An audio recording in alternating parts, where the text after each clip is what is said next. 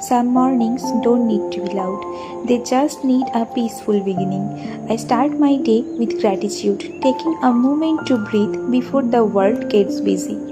Good morning সবাইকে।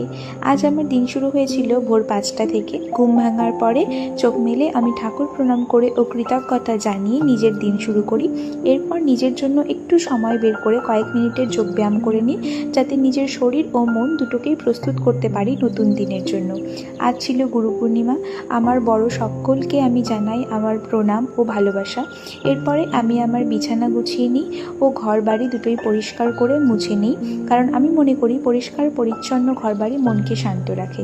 এরপর স্নান সেরে আমি ছাদে গিয়ে জামা কাপড়গুলো শুকিয়ে দিয়ে আসি। আর আজকের ওয়েদার ছিল খুব সুন্দর। এরপর চলে আসি আমি আমার খুব পছন্দের জায়গায়, যেখানে কিছুটা মুহূর্ত আমি প্রার্থনা করে কৃতজ্ঞতা জানিয়ে একান্তই তাদের সাথে কাটাতে পছন্দ করি। এরপর শুরু হয়ে যায় আমার দায়িত্বের প্রস্তুতি।